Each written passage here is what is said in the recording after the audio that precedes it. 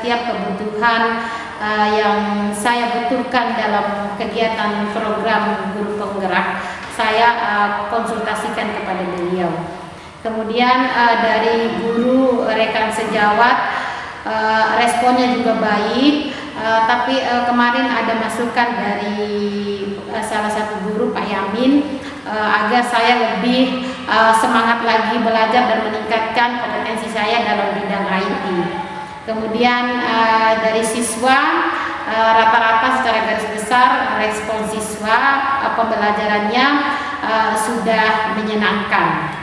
Ingin mengembangkan pembelajaran yang berpihak kepada murid, karena menurut saya jika siswa sudah semangat untuk belajar, sudah merasa asik untuk belajar, jadi mau kita tuntun, mau kita arahkan untuk apa saja ke hal yang positif, mereka pasti akan dengan senang hati untuk melakukannya. Semua stakeholder yang ada di lingkungan sekolah, baik itu guru, tata usaha, siswa, dan semuanya itu ikut terlibat dalam bersama-sama untuk memberikan pembelajaran yang berpihak kepada murid. Jadi bersama-sama untuk seluruh warga sekolah bersama-sama membantu siswa untuk bisa lebih maksimal lagi dalam pembelajaran. Sudah ya, pembelajaran sosial emosional. Kemudian apa yang dipelajari dalam modul tersebut? Dalam modul 2.2 itu kami mempelajari tentang pembelajaran sosial emosional. Mengajarkan mereka bagaimana cara mereka untuk bisa mengelola diri mereka, manajemen dirinya, mengelola emosi mereka.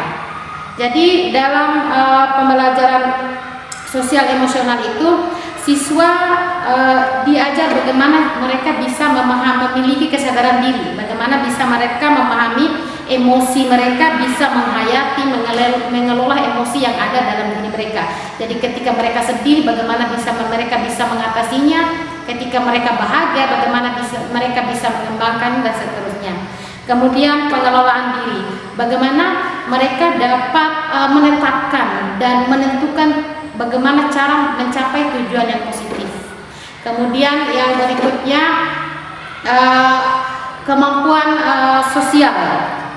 Jadi bagaimana mereka dapat mengembangkan rasa cinta, rasa empati, rasa simpati kepada orang lain.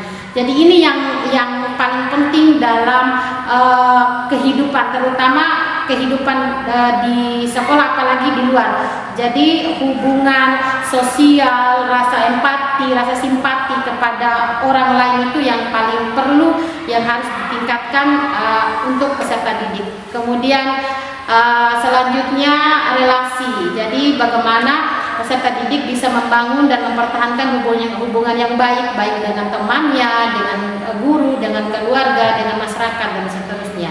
Kemudian yang terakhir kemampuan untuk mengambil keputusan dan bertanggung jawab.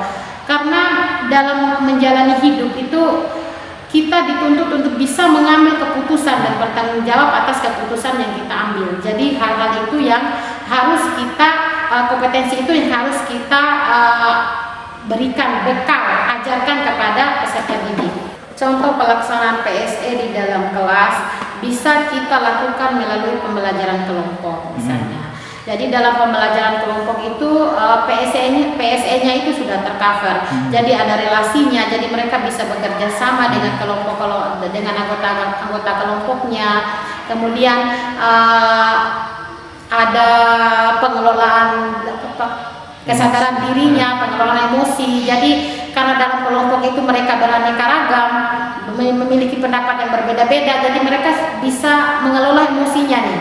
Jadi tidak harus menang sendiri, harus bisa menerima kehadiran pendapat teman-teman yang lain itu di dalam kelas. Harapan saya ke depannya PSE ini dapat dikuasai, dapat menjadi jiwanya peserta siswa, agar mereka dalam menjalani hidup baik di sekolah maupun lebih-lebih di luar sekolah, karena sebagai makhluk sosial mereka dapat beradaptasi, dapat menjalani sesuatu itu dengan penuh kegembiraan. Jadi perasaan sedih, tantangan yang datang itu nggak akan berarti karena mereka sudah bisa terbiasa mengelola emosi dan diri mereka. Ya, bagja itu sudah saya buat khususnya untuk visi saya sebagai guru penggerak.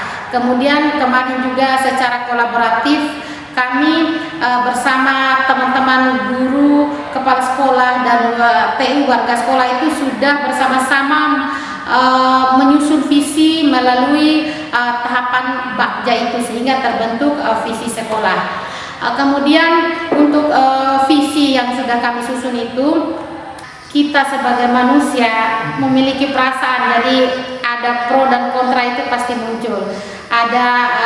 Tapi pro dan kontra yang muncul itu nggak berarti.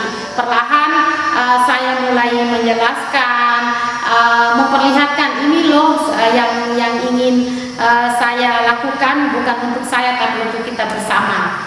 Baik misalnya dari rekan guru misalnya, jadi masih ada yang setengah hati untuk sama-sama melaksanakan visi yang sudah kita buat.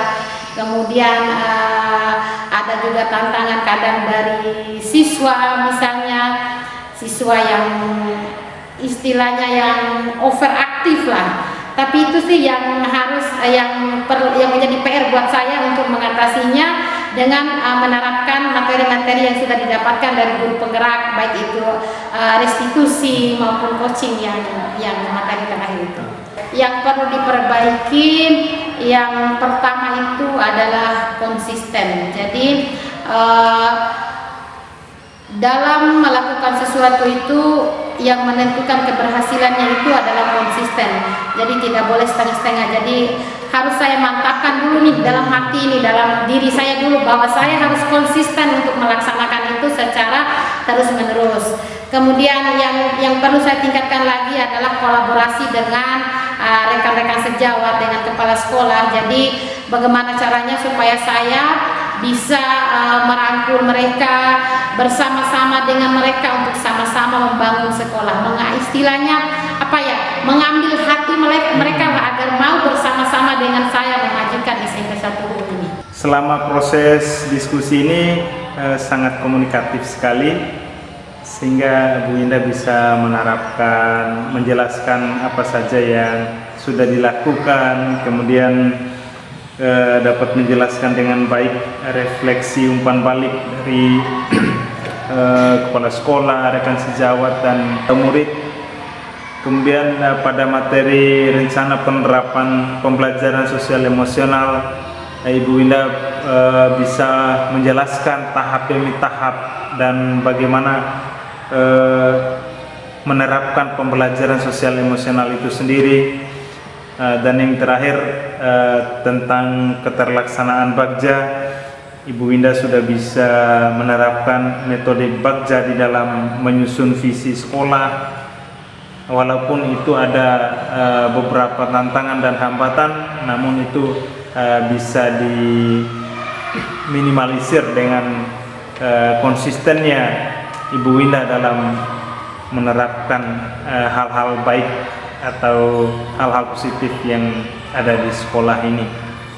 Baik Bu Indah, terima kasih atas partisipasinya dan ini dalam proses pendampingan 3 ini, dan sudah melakukan atau berbagi praktek baik yang sudah dilakukan di sekolah, dan ini akan berdampak positif bagi sekolah itu sendiri, bagi Bu Indah sebagai CGP, yang mudah-mudahan akan bermanfaat untuk pengembangan sekolah-sekolah lain juga dengan kinerja yang sudah dilakukan oleh teman-teman CGP. Terima kasih Bu Indah atas waktu yang sudah disediakan untuk kami untuk mendampingi.